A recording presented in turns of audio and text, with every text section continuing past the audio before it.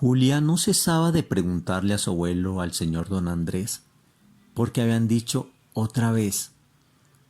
Ella nunca se imaginó la respuesta que él le daría. Julia, no es la primera muerte de un niño sin esclarecer que se da en este pueblo.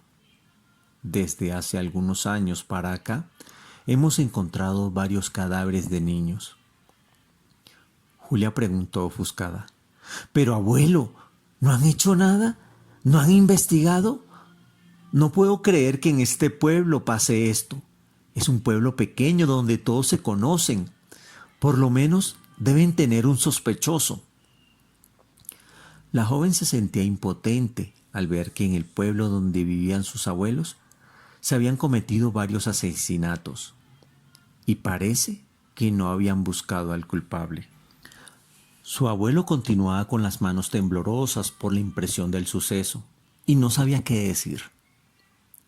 Así que ella salió de la casa, se sentó en el parque, no podía dar crédito a lo que estaba aconteciendo e incluso por su cabeza llegó a pensar que sus abuelos podrían ser culpables. Ella no tenía amigos en Hunder. Las personas cercanas a su familia podrían estar encubriendo al asesino. Dio vueltas por horas. Parecía que con cada paso su mente se enredaba más. Sin darse cuenta, su subconsciente la había llevado al cementerio. Ella, al levantar la vista, vio el féretro donde aún se encontraba el niño. Don Fernando la vio y le preguntó, ¿qué haces acá? Ella le dijo que quería ver dónde tenían los otros niños enterrados. Él levantó su mano sucia y le señaló el sitio donde se hallaban los niños. Se trataba de la parte final del cementerio, la parte que colinda con el bosque y cuyo límite es una pequeña cerca blanca. Julia, sin despedirse de don Fernando ni agradecerle, fue directo donde pensó que encontraría la información que le daría pistas o por lo menos la orientaría a pensar en algo más. A pesar de que había muchas hojas en el suelo del cementerio, pudo divisar 6 tumbas, en cuyas lápidas decía Niño NN y había una fecha, la fecha en que habían encontrado los cuerpos. Estas tumbas se encontraban en una hilera. La primera empezaba con la fecha de 1985 y la última tumba tenía la fecha de 2015. Pero todavía faltaba la tumba del niño que acababa de morir. Ella se preguntó si había algo en común, algo que relacionara las muertes, y empezó a sacar conclusiones. Ningún niño era del pueblo. Todos los casos están por esclarecer.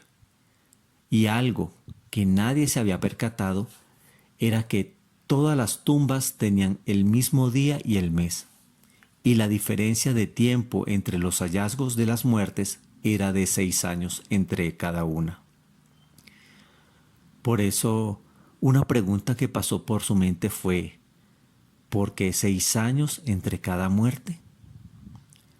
Fue entonces corriendo a donde sus abuelos y les contó sobre su descubrimiento.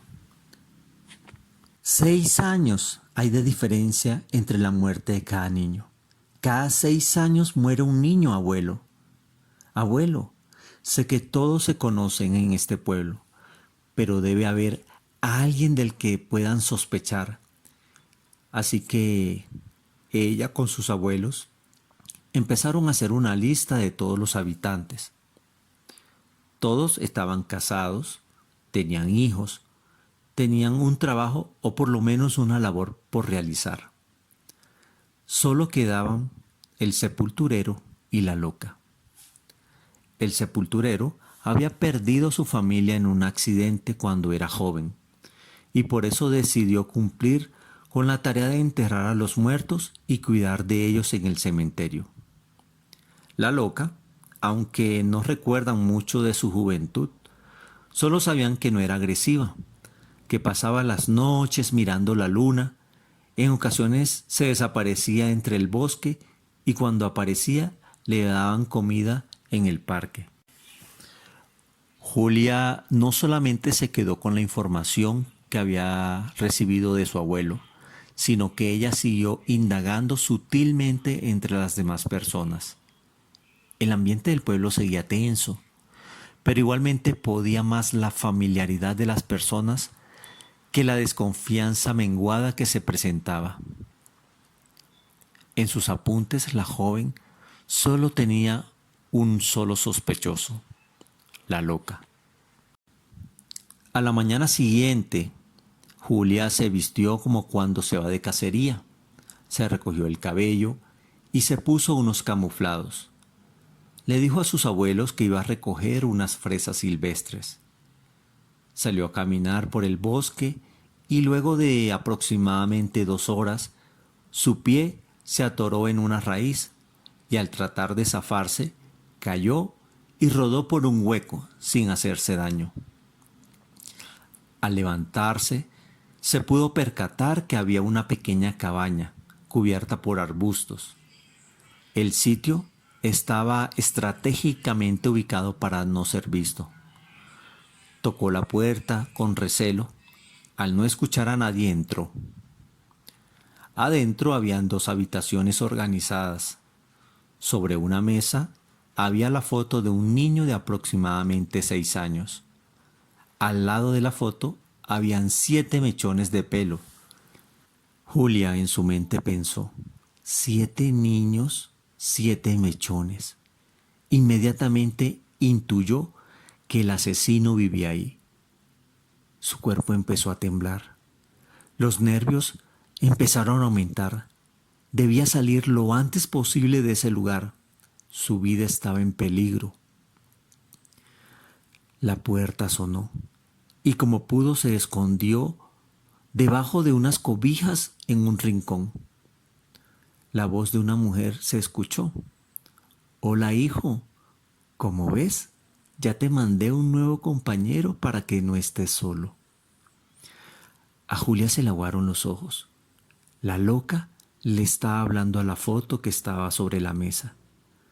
Sin darse cuenta, un sollozo se le escapó y la loca volteó la cabeza instintivamente. Julia, entre tropiezos y con todas sus fuerzas, salió corriendo hacia la puerta. Iba dando zancadas en dirección al pueblo para salvarse. Detrás de ella, la loca le gritaba que parara. Ya llevaba mucho tiempo corriendo. Julia empezaba a perder fuerzas. Estaba flaqueando. La adrenalina disminuía. La vista de Julia empezó a nublarse por el cansancio y por el sudor. Ya le faltaba muy poco. Sacando las fuerzas que ya no tenía, pisó las calles del pueblo y cayó. La loca se abalanzó con un cuchillo sobre ella. Desde lo lejos se escuchó un disparo. El humo de la pólvora se fue disipando con el viento y la imagen de don Andrés se aclaró. En sus manos tenía una escopeta. Don Andrés corrió para encontrarse con su nieta. El silencio en ese momento se apoderó y solo los latidos de su corazón se podían escuchar. Al acercarse, ninguna de las 2 mujeres en el suelo se movía. La loca yacía boca abajo con un agujero en la espalda y al lado de ella estaba su nieta. Él cayó arrodillado pensando lo peor, pero Julia abrió los ojos y se levantó y abrazó a su abuelo. La loca había caído antes de hacerle daño con el cuchillo. El pueblo, en cuestión de segundos, se encontró allí, mirando a la asesina con el cuchillo con el que había arrancado la vida de los niños y un mechón de su cabello.